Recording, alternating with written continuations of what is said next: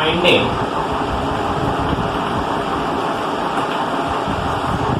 resultant of vectors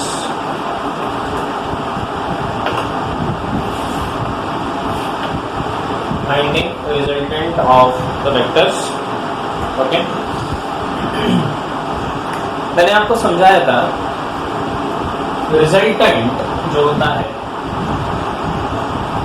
resultant का मतलब होता है बेसिकली वेक्टर एडिशन।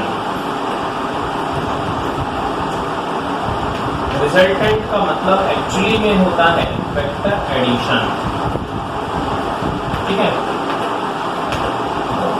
तो वेक्टर एडिशन करने के लिए हमने अब तक दो अलग अलग लॉज को पढ़ा है। क्या आपको याद है कौन से लॉज हैं वो? सबसे पहला लॉ है जिसका नाम है triangle law of vector addition. ठीक है, और जो दूसरा हमने पढ़ा वो है पैरेललोग्राम लॉ। ठीक है, parallelogram. Triangle law of vector addition क्या कहता है? क्या आपको याद है what is triangle law? According to triangle law, अगर दो वेक्टर्स हैं और हमने उन दो वेक्टर्स को ट्रायंगल के दो साइड बना दिया है ना, दो वेक्टर्स को ट्रायंगल के दो साइड बना दो तो तीसरा साइड उनका एडिशन दिखाता है। कितना सिंपल है। लेकिन रूल क्या है कि दो वेक्टर्स इस तरह से ज्वाइन कर लो कि एक के हेड पे दूसरे का टेल हो, एक का हेड दूसरे का टेल।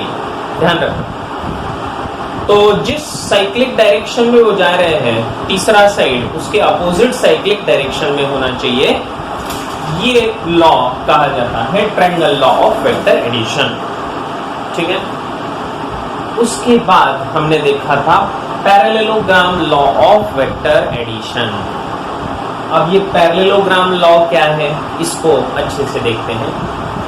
पैरेललोग्राम को हमने देखा कि जब दोनों के पूंछ एक साथ बांध दिए हमने, तो दोनों की पूंछ अगर एक साथ बांध दिए टेल सर्क तो कहता है, तो फिर हमने दोनों को पैरेललोग्राम ड्रॉ करके उनके कॉमन टेल से जो डायगोनल निकला था उस डायगोनल को कहा जाता है रिजल्टेंट या addition of both the vectors. ये हमने अब तक देखा है और उसका फॉर्मूला भी मैंने आपको दे दिया कि वेक्टर अगर आपके पास एक ए वेक्टर है और एक बी वेक्टर है और दोनों के बीच एंगल अगर है थीटा, ठीक है, तो हम लिख सकते हैं कि सी बार अगर ए बार प्लस बी बार है तो हम लिख सकते हैं कि सी का मैग्नीट्यूड कितना रहेगा, अंडर रूट ऑफ ए का मैग्नीट्यूड का square plus 2ab cos theta plus B square. तो ये फॉर्मूला हमने देखा है under root of A square plus 2ab cos theta plus B square. ठीक है, तो इस फॉर्मूले को हमने कौन से लॉ से डिराइव किया था? पैरेललोग्राम लॉ से डिराइव किया था, आपको याद होगा। ठीक है, इसके बाद हमने देखा था कि angle between C and B, angle between C and B alpha जो आया था, तो अल्फा के लिए फॉर्मूला क्या था तो याद करके रखना है, tan इनवर्स ऑफ, बताइए, बी, कौन बताएगा? बी साइन थीटा, है ना, या फिर ए के फॉर्म में अगर लिखना है तो a sine theta upon b plus a cos theta. ठीक है, तो ऐसा भी लिख सकते हैं। तो ये हो गया आपका अल्फा वाला फॉर्मूला। ठीक है, तो यहां तक आप लोगों को हमने पहले पढ़ा है। ठीक है,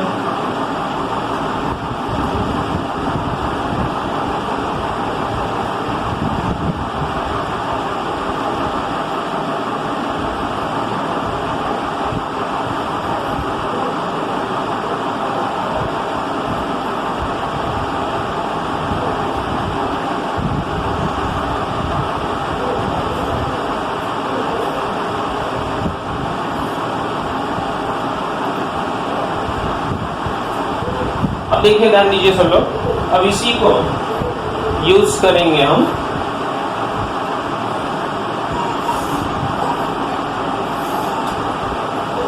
देखिए। अब कोई भी वेक्टर अगर है आपके पास, कोई भी वेक्टर अगर है, मान लो कि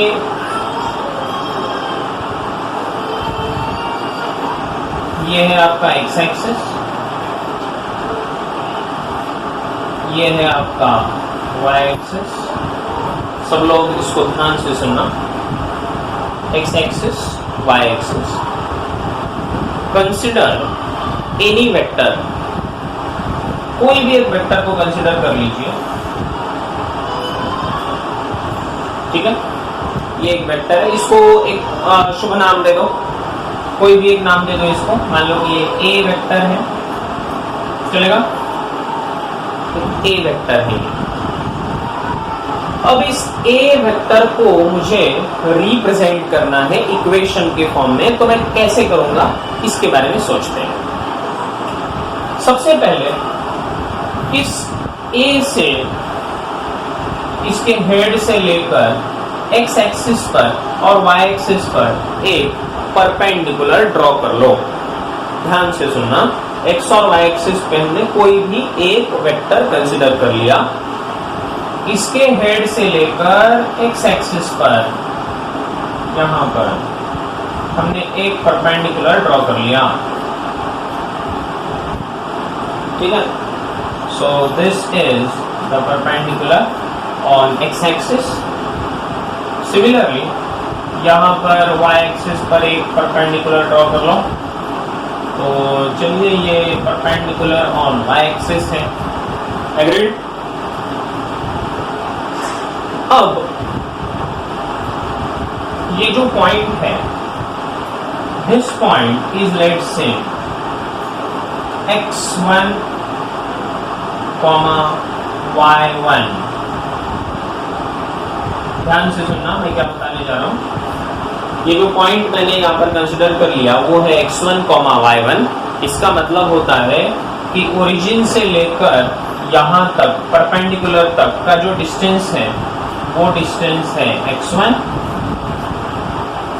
और यहाँ से लेकर ऊपर तक, यहाँ तक ये जो डिस्टेंस है दिस इज y1, ठीक है।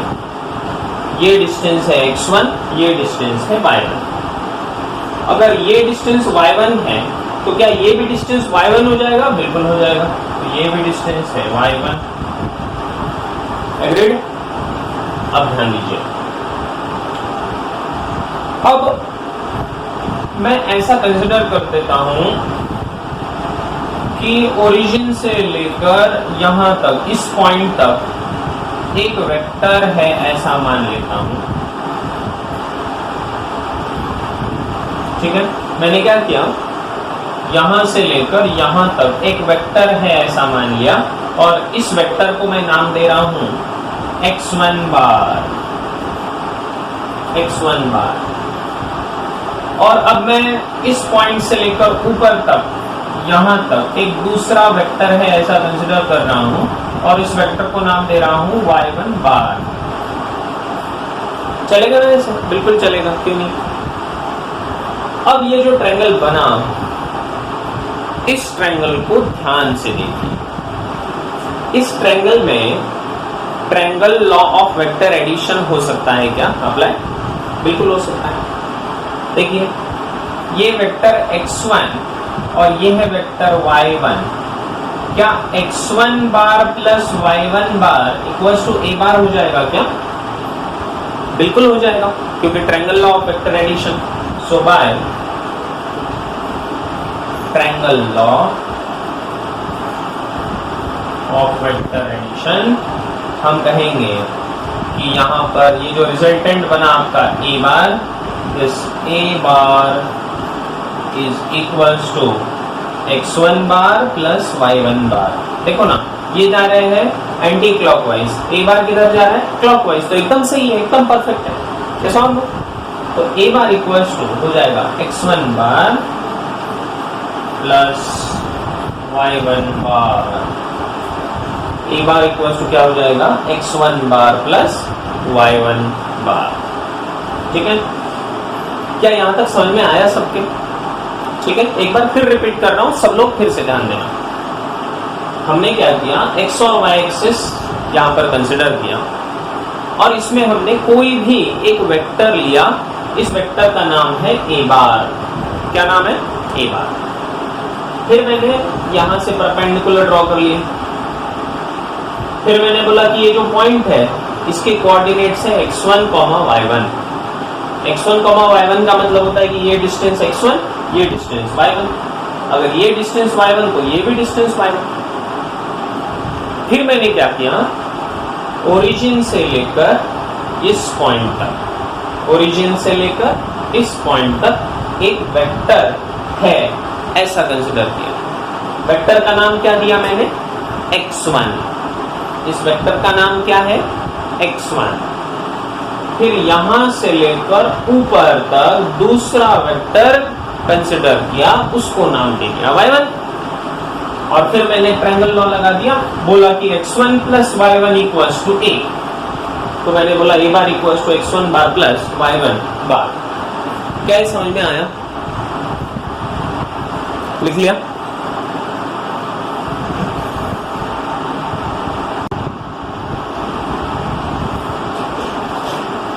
तो हमने लिखा a bar equals to x1 bar plus y1 bar. तो अब अगर a bar x1 bar plus y1 बार है, तो अब x1 बार को मैं कैसे लिखूंगा? देखिए, x1 बार किसकी दिशा में है, कौन बताएगा? x1 बार का डायरेक्शन कौन सी दिशा में है? x1 बार का डायरेक्शन कौन सी दिशा में है, कौन बताएगा?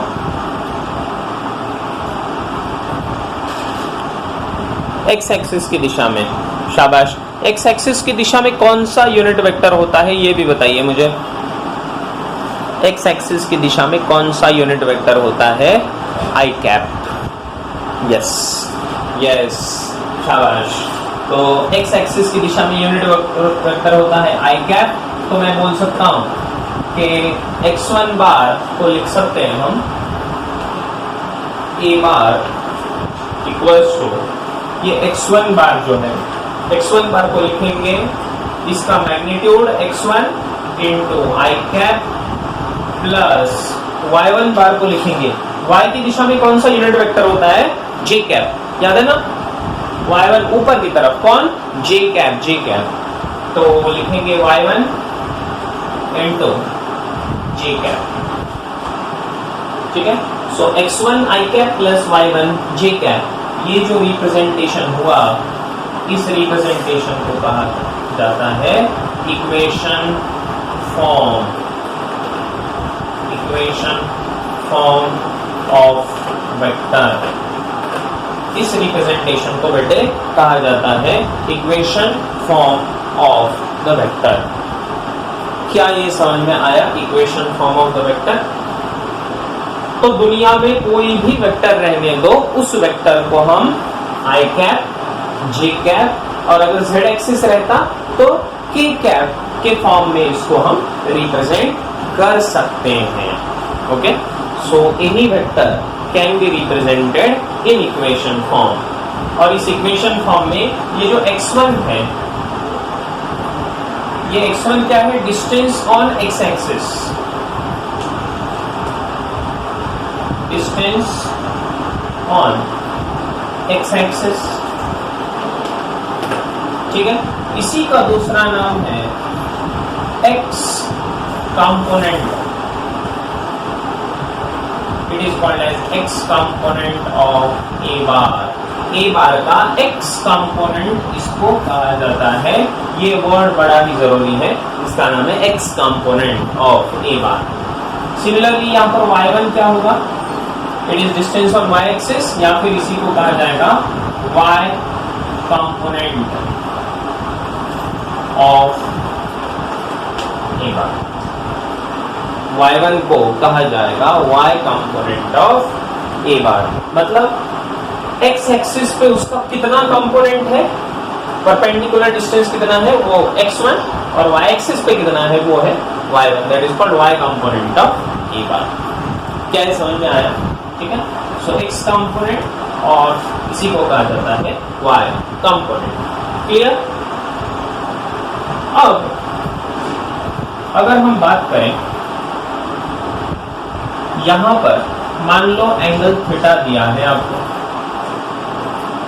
This is angle theta. अब इस ट्रायंगल में जरा ध्यान से देखिए, अगर मैं cos थीटा की बात करूं तो cos theta something upon something, something upon something क्या होगा बोलो? cos थीटा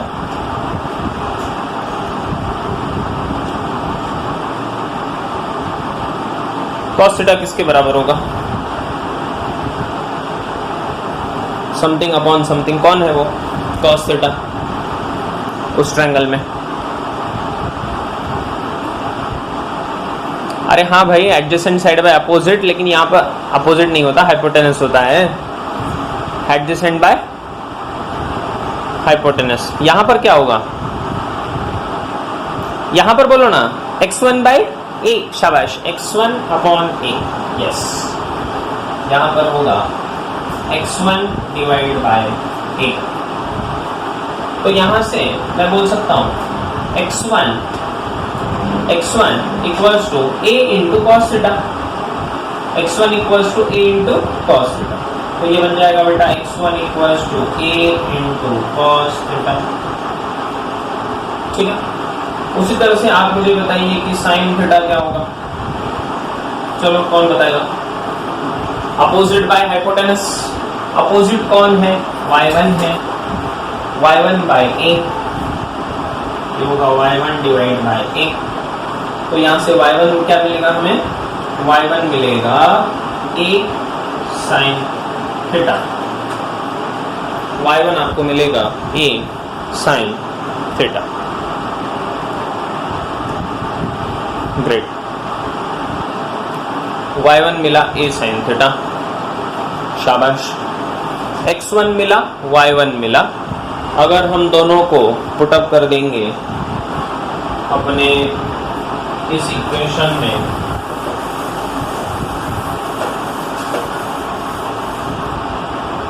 तो मैं कह सकता हूं कि अब आपका ए बार जो इक्वेशन है, ए बार इक्वेशन क्या बनेगा? x1 i कैप, x1 कौन है?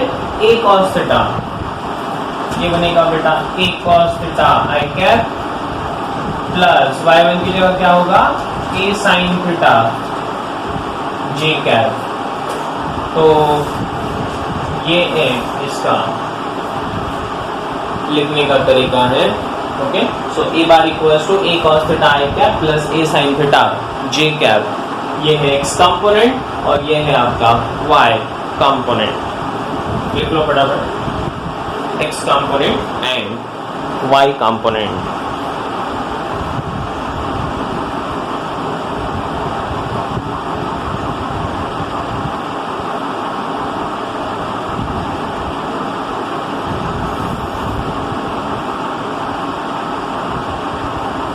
Very good.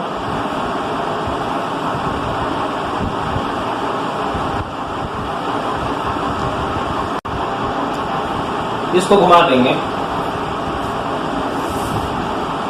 कभी कभी आपसे ऐसा बोल देंगे कि मान लो ये है आपका x और y axis, this is vector p and this angle is theta. ध्यान से देखो, ये x एक्सिस है, ये y एक्सिस है, दिस इज वेक्टर p। आपसे बोला है कि आप इसको इक्वेशन फॉर्म में बताओ कि कैसे लिखेंगे p बार को। ठीक है, इस p बार को आपको लिखना है इस फॉर्म में, इस फॉर्म में लिखना है इसको। तो डायरेक्टली ऐसे फॉर्म में ये गलत आ जाएगा। क्यों? पता है क्यों? क्योंकि पहले वाले में ये जो थीटा था वो यहां पर था, p और x एक्सिस के बीच में एंगल था थीटा, है ना? P और x एक्सिस के बीच में एंगल था थीटा, अब ये थीटा आपका अलग आ गया, अब ये y एक्सिस और P के बीच में एंगल आया थीटा, इसीलिए ये गलत हो जाएगा। इसको फिर से करना पड़ेगा। क्या करना पड़ेगा? चलो आप लोग करके दिखाओ। यहाँ से नीचे परपेंडिकुलर, यहाँ से इधर परपेंडिकुलर, ठीक है, ये एंगल थीटा, तो क्या ये भी एंगल थीटा हो जाएगा? हाँ, और इसको मान लो आप x और इसको मान लो y, x1 y1 भी मान सकते हो, कुछ भी ले लो, फर्क नहीं पड़ेगा। ये एंगल थीटा, तो ये एंगल थीटा कैसे, देखो ना, ये और ये कैसे हो जाएंगे? हाँ, क्योंकि दो पैरेलल लाइंस हैं, तो बीच में ये एंगल्स बन जाएंगे। कौन से एंगल्स? बोलो बोलो बोलो बोलो बोलो बोलो, कौन से एंगल्स? समझ में आ रहा है? चलो करके बताओ एवरीवन। तो ये आंसर है इसका, ठीक है। cos theta y1 by p, तो y1 क्या आया? p cos theta. sin theta x1 by p, तो x1 क्या आया? p sin theta. और हमने लिखा p बार इक्वल्स टू क्या होगा? x1 i cap plus y1 j cap. x1 यहाँ से p sin theta i cap plus p cos theta j cap, and that is the representation of a vector in its equation form in terms of theta। समझ में आ रहा है? Theta के form में। तो ये है इसका x कंपोनेंट, ये है इसका y कंपोनेंट। Okay, great. अब कभी कभी आपसे बोला जा सकता है कि ये आपको कोऑर्डिनेट सिस्टम दिया है x, ये है y, और वेक्टर यहां पर है, ठीक है, ये y एक्सिस, ये नेगेटिव y एक्सिस, ये नेगेटिव x एक्सिस, और वेक्टर यहां पर है a बार, और ये एंगल है थीटा। और अब बोला है कि एक्सप्रेस a बार क्या होगा? तो अब क्या करना होगा? तो अब मैं इसके लिए एक शॉर्ट ट्रिक बता रहा हूं आपको। ये शॉर्ट ट्रिक जरा ध्यान रखना। ये शॉर्ट ट्रिक से आपको ये सब झंझट करने की जरूरत नहीं पड़ेगी। ये जो आपने अभी पूरा सॉल्व किया था, ये सब करने की जरूरत नहीं पड़ेगी।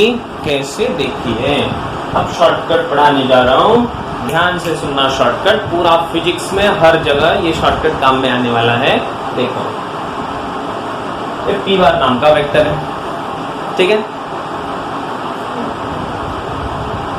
इसका ये वाला कंपोनेंट क्या बना था? p cos थीटा बना था। देखो ना, p cos थीटा, और ये कंपोनेंट क्या बना? p sin theta. जब x और y एक्सिस पे आप इसके कंपोनेंट्स बना रहे हो, जब x और y एक्सिस पर किसी भी वेक्टर के आप कंपोनेंट बना रहे हो, तो जिसके साथ एंगल थीटा वो होता है cos थीटा। तो ये ट्रिक याद रखनी है हमें, जिसके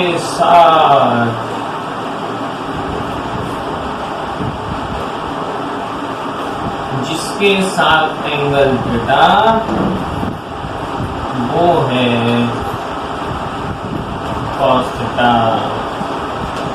अगर इतना याद रखेंगे तो काम बन जाएगा।